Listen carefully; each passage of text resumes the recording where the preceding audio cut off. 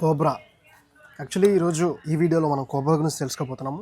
Cobra యొక్క duties ఎలా ఉంటాయి, అసలు కోబ్రాకి ఎలా వెళ్ళాలి, అండ్ వాటి యొక్క శాలరీస్ ఎలా ఉంటుంది, లైఫ్ స్టైల్ ఎలా ఉంటుంది, అండ్ అలాగే రిస్క్ అండ్ ఫ్యామిలీ క్వార్టర్స్ గురించి పూర్తి డీటెయిల్స్గా వివరంగా మనం వివరించబోతున్నాము. సో ఎవరు కూడా స్కిప్ చేయొద్దు, లాస్ట్ వరకు చూడండి. ఈ కోబ్రాకి రావాలి అని అనుకున్న వాళ్ళందరికీ కూడా, డ్రీమ్ అనుకున్న వాళ్ళందరికీ కూడా ఈ వీడియో చాలా వరకు యూజ్ అవుతుంది. అండ్ అంతేకాదు, మన ఛానల్ని ఎవరైనా మొదటిసారి చూసినట్లయితే సబ్స్క్రైబ్ చేస్తారని నేను అనుకుంటున్నాను. అండ్ వీడియోని మాత్రం లైక్ చేయడం మర్చిపోవద్దు. మీకు ఏమైనా డౌట్స్ ఉంటే కింద కామెంట్ చేయండి. ఈ వీడియో చేయడానికి ప్రధాన కారణం ఏంటంటే, మనకు వచ్చిన కామెంట్, దాన్ని బేస్ చేసుకొని మనం వీడియో చేస్తున్నాము. సో మీకున్న డౌట్స్ని మీరు కామెంట్ చేస్తే మనం నెక్స్ట్ ఆ కామెంట్ తీసుకొని నేను వీడియో చేయడం జరుగుతుంది. Cobra full form commando of battalion resolute action. దీనికి షార్ట్కట్లో కోబ్రా అని పిలవడం అయితే జరుగుతుంది. ఈ కోబ్రాలో మనం డైరెక్ట్గా జాబ్ కొట్టవచ్చా? సో అది మాత్రం రాంగ్ అండి. ఈ కోబ్రాలో మనం డైరెక్ట్గా జాబ్ కొట్టడానికి అయితే ఛాన్స్ అయితే ఎవ్వరికీ లేదు. దీనిలో జాబ్ రావాలంటే ముందుగా సిఆర్పిఎఫ్, సెంట్రల్ రిజర్వ్ పోలీస్ ఫోర్స్లో మీకు జాబ్ అనేది రావాలి. ఒకప్పుడు అంటే సిఆర్పిఎఫ్లో సపరేట్గా మనకి నోటిఫికేషన్ అయితే తీయడం అయితే ఉండేది. బట్ ఇప్పుడు లాస్ట్ 10 years నుంచి అలా లేదు కాబట్టిగా ఎస్ఎస్సి జీడీ కింద మనం రావడం అయితే జరుగుతుంది. వీటిలో సిఆర్పిఎఫ్లో మీరు ప్రిఫరెన్స్ పెట్టుకున్నట్లయితే మీకు సిఆర్పిఎఫ్ జాబ్ వచ్చిన తర్వాత మీరు కోబ్రాకి వెళ్ళే ఛాన్సెస్ అయితే 100% అయితే ఉన్నాయి. మీకు సిఆర్పిఎఫ్లో జాబ్ వచ్చిన తర్వాత మీరు ఫస్ట్ పోస్టింగ్ అయిపోతుంది కదా మనకి సిఆర్పిఎఫ్లో, సెంట్రల్ రిజర్వ్ పోలీస్ ఫోర్స్లో. ఆ తర్వాత పోస్టింగ్కి మీకైతే చాయిస్ పెట్టుకునే ఛాన్సెస్ అయితే ఉంటుంది. ఆ టైంలో మీరు నెక్స్ట్ బెటాలియన్ చూస్ చేసుకున్నప్పుడు కోబ్రా బెటాలియన్ 10 టోటల్ 10 బెటాలియన్స్ అయితే ఉన్నాయి. ఈ 10 బెటాలియన్కి మీరు పెట్టుకోవడం అయితే జరుగుతుంది. ఒకప్పుడు అలా ఉండేది. బట్ ఇప్పుడు ఏంటంటే, ట్రైనింగ్ అయిపోయిన తర్వాత, ట్రైనింగ్ అనేది 11 months అయిపోతుంది కదండి. ఈ ట్రైనింగ్ అయిపోయిన తర్వాత మనకు పోస్టింగ్ అనేది రావడం అయితే జరుగుతుంది.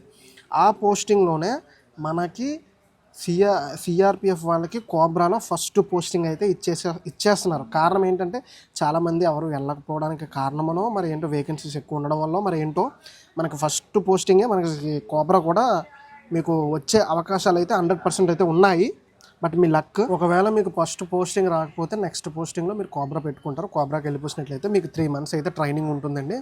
3 months ట్రైనింగ్ అనేది చాలా హార్డ్గా ఉండడం అయితే జరుగుతుంది, చాలా కష్టంగా ఉంటుంది. చాలామంది ఫెయిల్ అయిపోయి బ్యాక్ కూడా వచ్చేసే వాళ్ళు అయితే చాలామంది ఉన్నారు, నెంబర్ ఆఫ్ పర్సన్స్. సో ఇది ఎలా ఉంటుందంటే, ఒక కోబ్రా అంటే ఒక కమాండో అండి. సో ఆ కమాండోకి తగ్గట్టు ట్రైనింగ్ కూడా అంతే కష్టంగా ఉండడం అయితే జరుగుతుంది. ఆఫ్టర్ ట్రైనింగ్ కంప్లీట్ అయిపోయినాక మీ టెస్ట్లు అన్నీ పాస్ అయిపోయిన తర్వాత మీరు ఆ రోజు నుంచి కోబ్రా కమాండో అయితే మీరు అయిపోయినట్లే.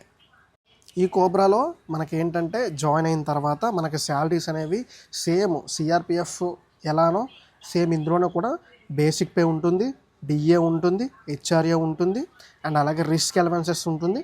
అండ్ దీంతోపాటు సపరేట్గా రమ్ అలవెన్సెస్ అన్నీ ఉంటాయి. అలవెన్సెస్ అన్నీ, నెక్స్ట్ డిఎన్ఎస్ అలవెన్స్ అన్నీ ఉంటాయి. అండ్ వీటితో పాటు సపరేట్గా మనకి టీఏ ఇవ్వడం అయితే జరుగుతుందండి.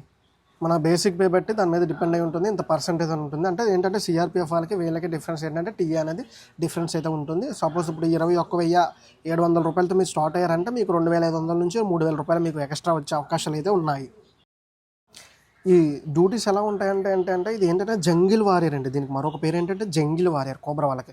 సో దీనికి 100% మొత్తం అంతా జంగిల్లోనే డ్యూటీస్ అయితే ఉండడం అయితే జరుగుతుంది. Like Chhattisgarh, Jharkhand, Manipur, and next మన ఒరిస్సా, ఎక్కడైతే జంగిల్ ప్రాంతాలు ఉండి, ఎక్కడైతే ఈ నక్సల్స్ ప్రభావిత ప్రాంతాలు ఎక్కువగా ఉన్నాయో అక్కడ వీళ్ళకి డ్యూటీస్ అనేవి ఉండడం అయితే జరుగుతుంది.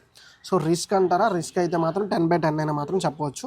ఎప్పుడు ఎలా ఉంటుందో తెలియదు. బట్ ఎనీ టైం వీళ్ళైతే కమాండో కాబట్టి ఎనీ టైం క్విక్ యాక్షన్ టీంలో అయితే ఉండడం అయితే జరుగుతుంది.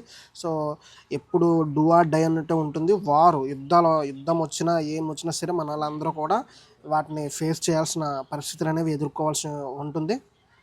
అండ్ ఫ్యామిలీ క్వార్టర్స్ చూసుకున్నట్లయితే, మీరు ఈ కోబ్రాలో ప్రతి కోబ్రా బెటాలియన్ కూడా హెడ్ క్వార్టర్లో ఫ్యామిలీ క్వార్టర్స్ అనేది అవైలబుల్గా ఉంటాయండి. సో దానికి మనకు బెనిఫిట్ ఏంటంటే, బెస్ట్ ఫ్యామిలీతో మనం ఉండొచ్చు.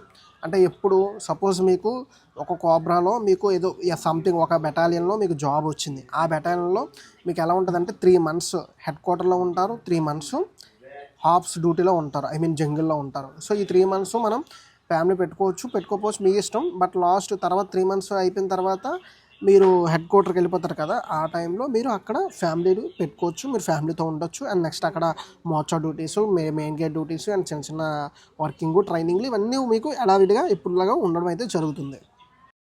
ఇలా మీరు 6 మంత్స్ అనేవి ఆప్స్లో ఉంటారు, 6 మంత్స్ అనేది హెడ్ క్వార్టర్స్లో ఉంటారు.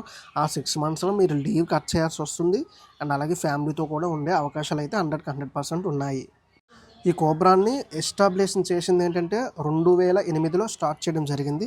టోటల్ ఇవి వచ్చేసి 10 బెటాలియన్గా వివరించడం అయితే జరిగింది. ఒక బెటాలియన్కి వచ్చేసి దగ్గర ఒక 1000 మెంబర్స్ అయితే మనకి ఈజీగా ఉండడం అయితే జరుగుతుందండి.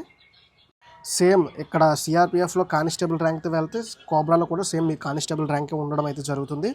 అండ్ ఎన్ని ఇయర్స్ వరకు సర్వీస్ చేయవచ్చు అని చూసుకున్నట్లయితే కోబ్రాలో మినిమం 3 సంవత్సరాల నుంచి 5 సంవత్సరాల వరకు మీరు కోబ్రాలో ఉండే అవకాశాలు అయితే ఉన్నాయి.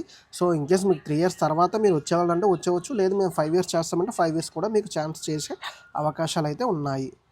సో మీరు ఒక కోబ్రాలోకి వెళ్ళినట్లయితే మిమ్మల్ని కమాండో అని పిలవడం అయితే జరుగుతుంది. మీకు భుజం మీద బ్యాచ్ కూడా వస్తుంది కమాండో అని చెప్పేసి.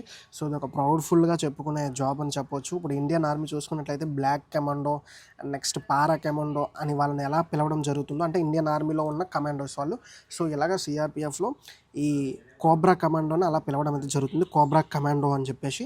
ఇది చాలా ప్రౌడ్ఫుల్గా చెప్పుకోవాల్సిన బాగుంటుంది. అండ్ నెక్స్ట్ ఆ డ్రెస్ కూడా మనకి చాలా ప్రౌడ్గా లాయల్టీగా ఉండడం అయితే జరుగుతుంది. సో కాబట్టి ఈ కోబ్రాలో జాబ్ కొట్టాలంటే ముందు మీరు సిఆర్పిఎఫ్లో జాబ్ కొట్టాలి, అప్పటి నుంచి మీరు వెళ్ళిపోవచ్చు. అండ్ ఇంకొక డౌట్ ఏంటంటే బిఎస్ఎఫ్ వాళ్ళు, ఐటీబీపీ వాళ్ళు, అస్సాం రైఫిల్స్ వాళ్ళు ఈ కోబ్రాకి వెళ్ళొచ్చా అని అడగడం అయితే జరిగింది.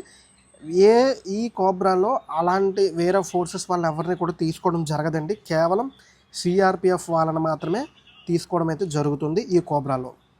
సో మీకు 5 ఇయర్స్ సర్వీస్ అయిపోయినంత బ్యాక్ టు మళ్ళీ మీరు సిఆర్పిఎఫ్కి వచ్చేస్తారు. అదేవిధంగా మీరు సిఆర్ఎఫ్ డ్యూటీ చేస్తారు. మళ్ళీ మీరు కోబ్రాకి వెళ్ళాలి అనుకుంటే మరొక ఛాన్స్ అయితే ఉంటుందా అని అడగడం జరిగింది.